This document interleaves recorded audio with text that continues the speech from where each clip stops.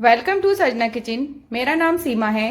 सजना किचन में आज बन रहे हैं मिर्ची के भरवा पकोड़े। मिर्ची के भरवा पकोड़े बनाने के लिए हमें चाहिए हरी मिर्च। मैंने इस तरह की हरी मिर्च ली है। इस तरह की मोटी मिर्च जो होती है वो भरवा पकोड़े बनाने के लिए ही होती है, और ये मिर्ची जो होती है वो तीखी नहीं होती है।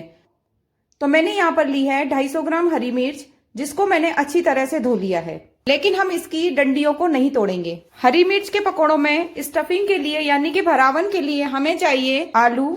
मैंने आलूओं को उबाल लिया है। प्याज, हरी मिर्च, हरा धनिया। हरे धनिया को हम धोकर बारीक काट लेंगे। मिर्ची के पकौड़े बनाने के लिए हमें चाहिए रहेगा बेसन, लगभग आधा चम्मच गरम मसाला, आधा चम्मच अजवाइन, लगभग 1 चम्मच सौंफ, जरूरत के हिसाब से हींग। हमने आलूओं को पहले से ही उबाल कर रखा है। अब हम इसे छील लेंगे। मैंने यहाँ पर 2 आलू लिए हैं, जो कि 1 पाव यानी कि 250 ग्राम मिर्ची में पर्याप्त हैं। इस तरह से हमने आलूओं को छील लिया है। अब हम प्याज और हरी मिर्च को बारीक काट लेंगे। मैंने यहाँ पर प्याज, हरी मिर्च और धनिया को बारीक काट लिया है। हम यहाँ पर स्टफिंग वाले पकोड़े बना रहे हैं, इसलिए हमें इस तरह की मिर्ची की जरूरत है। मैंने यहाँ पर लिया है लगभग 100 से 125 ग्राम बेसन। बेसन कम या ज्यादा हो सकता है। सबसे पहले हम मिर्ची के स्टफिंग वाले पकोड़े बनाने के लिए बेसन को घोलकर रख देंगे। मैंने यहाँ पर लगभग 100 से 125 ग्राम बेसन लिया है। मैं बेसन में लगभग आधी चम्मच हल्दी पाउडर, आधा चम्मच नमक, नमक आप अपने स्वाद के अनुसार लीजिए, थोड़ी सी लाल मिर्च पाउडर। लाल मिर्च पाउडर भी आप अपने स्वाद के अनुसार लें। अगर आप तीखा खाना पसंद करते हैं तो आप लाल मिर्च डाल सकते हैं। मैंने यहाँ पर ली है लगभग आधा चम्मच अजवाइन। अजवाइन को हम बेसन में डाल देंगे। मैं यहाँ पर ले रही हूँ लगभग 1/4 चम्मच हींग। हींग ऑप्शनल है। अगर आप हींग खाना पसंद करते हैं तो आप हींग डाल सकते हैं, या फिर आप हींग को स्किप कर सकते हैं। हींग कम या ज्यादा आप अपने स्वाद के अनुसार कर सकते हैं, क्योंकि क्या होता है कई लोग हींग खाना पसंद करते हैं और कई लोग हींग खाना पसंद नहीं करते हैं।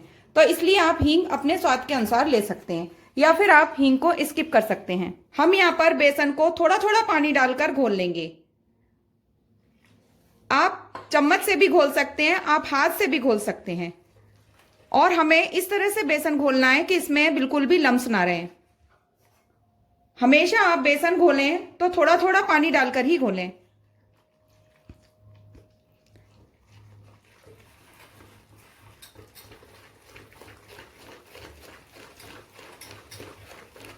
यहाँ पर हमने बेसन को इतना ही गाढ़ा रखा है, यानी कि हमने कम पानी डाला है।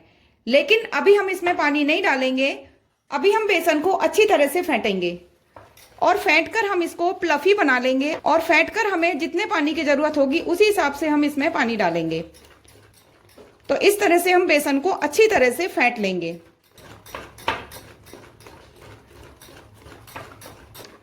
इस तरह से हमने लगातार बेसन को फेंटा है। अब हम चेक करेंगे कि बेसन हमारा हल्का हुआ है या नहीं हुआ है। तो बेसन को हम किस तरह चेक करेंगे?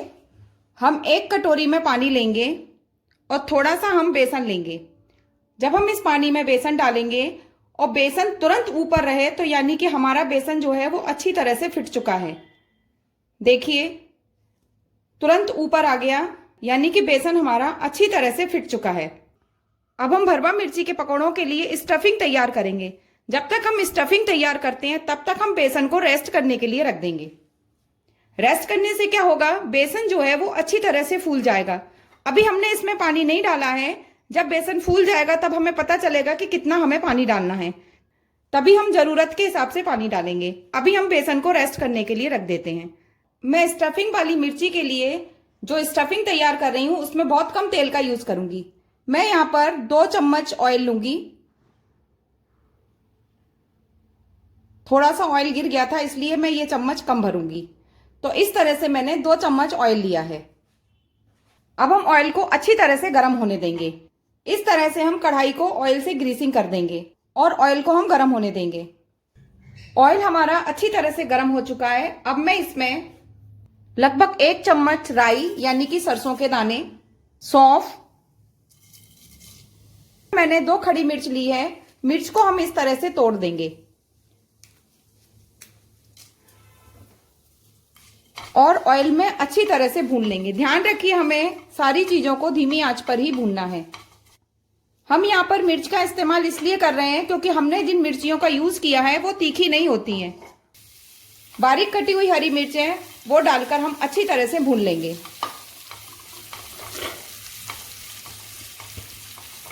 हमें मिर्च को बस इतना ही भूनना है। अब हम इसमें कुछ बेसिक मसाले डालेंगे। आधा चम्मच हल्दी पाउडर, आधा चम्मच धनिया पाउडर, आधा चम्मच नमक, नमक अपने स्वाद के अनुसार।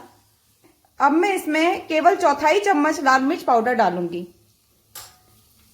अब हम इनको अच्छी तरह से भून लेंगे। अब मैंने जो 2 आलू ली हैं वो मैश करके हम इस मसाले में डाल देंगे। हमें अच्छी तरह से मैश करने हैं। आप हाथ से भी कर सकते हैं या फिर मैशर की मदद से भी कर सकते हैं।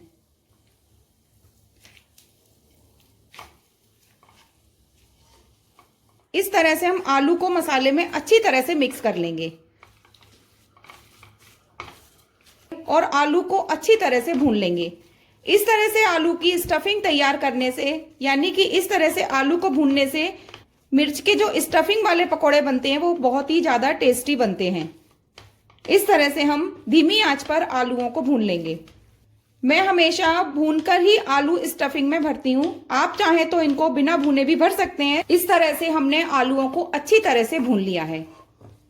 अब मैं इसमें हरा धनिया डाल दूंगी और जो मैंने बारीक प्याज काट के रखी है वो डाल दूंगी। मैं यहाँ पर प्याज डालने के बाद प्याज को भूनूंगी नहीं, क्योंकि इस तरह की कच्ची प्याज जो है पकौड़ों में अच्छी लगती है। अगर आपको इस तरह की प्याज अच्छी नहीं लगती है तो आप प्याज को स्किप कर सकते हैं, क्योंकि जब हम पकौड़ों को तलेंगे तो प्याज खुद ब खुद गल जाएगी। तो इसलिए मैंने यहाँ पर कच्ची प्याज को डाला है। अब मैं इसमें थोड़ा सा गरम मसाला डाल दूंगी और गरम मसाले को अच्छी तरह से मिक्स कर दूंगी। मैंने यहाँ पर घर का पिसा हुआ गरम मसाला लिया है। अब हम इस मसाले को ठंडा होने के लिए रख देंगे। मैं यहाँ पर इस मसाले को 2 भाग में डिवाइड कर दूंगी।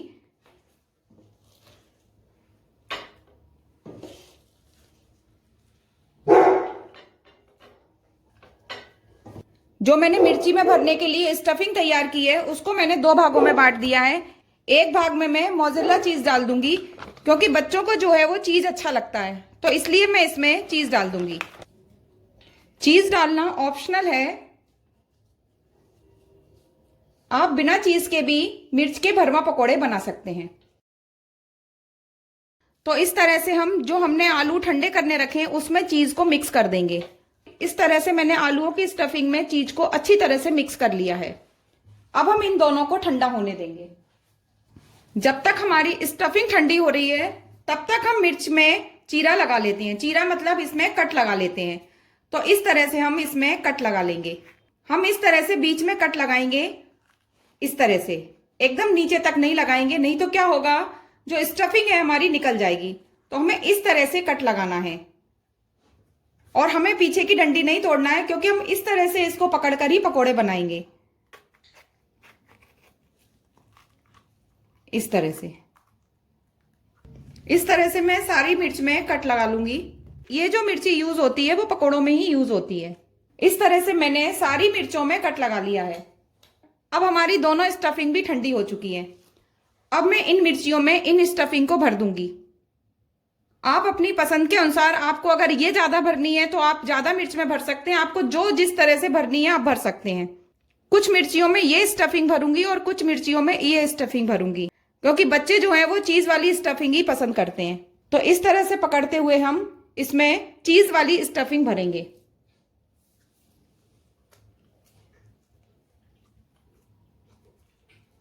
हम इसमें अच्छी तरह से स्टफिंग भर देंगे।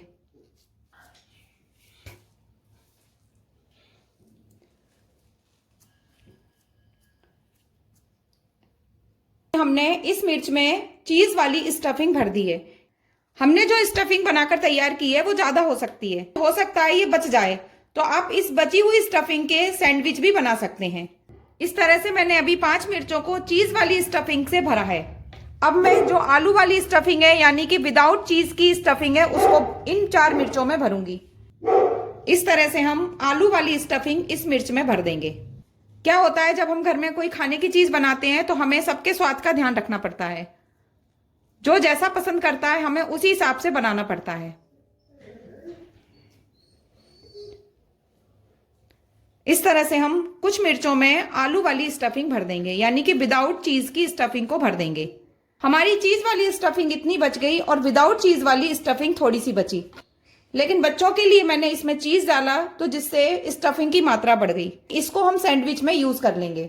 अब हमने मिर्च को भरकर तैयार कर लिया है, लेकिन हमने जो बेसन को रेस्ट करने रखा था अब हम उसको देखेंगे। तो इस तरह से बेसन हमारा और गाढ़ा हो गया है। हम इसको 1 मिनट के लिए और फेंट लेंगे। थोड़ा थोड़ा करके पानी डालेंगे, हमें एकदम से पानी नहीं डालना है, नहीं तो घोल जो है वो पतला हो जाएगा। आप इस समय इसमें नमक चख सकते हैं, अगर आपको नमक कम लगे तो आप नमक डाल सकते हैं। अब मैं इसमें धनिया डाल दूंगी और धनिया को हम बेसन में अच्छी तरह से मिक्स कर लेंगे।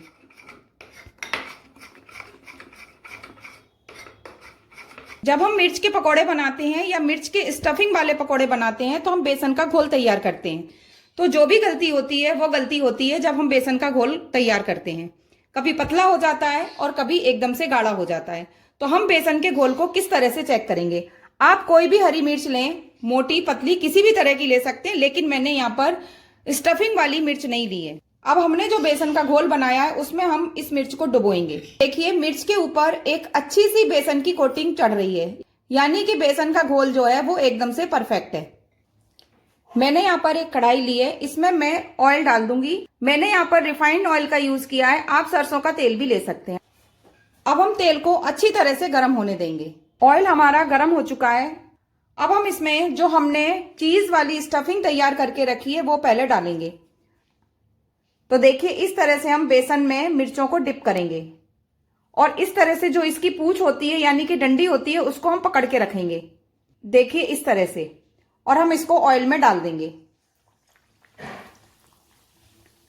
हमें गैस की आंच को मीडियम ही रखना है, तेज नहीं रखना है।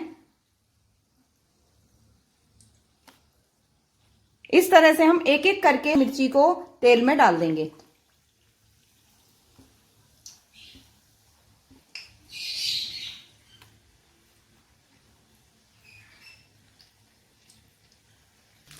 इस तरह से हम मिर्च को पलट देंगे।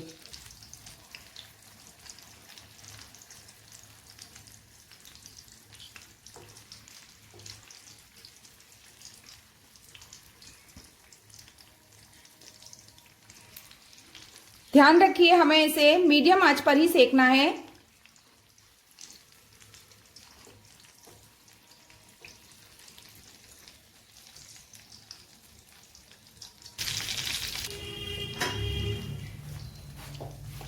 इस तरह से हम इनको एक प्लेट में निकाल लेंगे।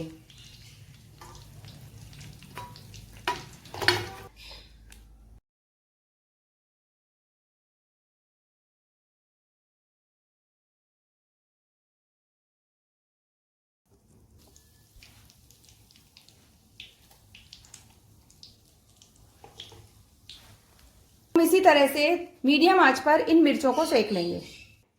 सजना किचन में आलू की स्टफिंग वाले और चीज की स्टफिंग वाले मिर्च के भरवा पकोड़े बनकर तैयार हो गए हैं। अगर आपको मेरे द्वारा बनाए हुए मिर्च के पकोड़े की रेसिपी पसंद आई हो तो आप मेरी वीडियो को लाइक करें, शेयर करें, कमेंट करें और मेरे चैनल को सब्सक्राइब करें। Thank you.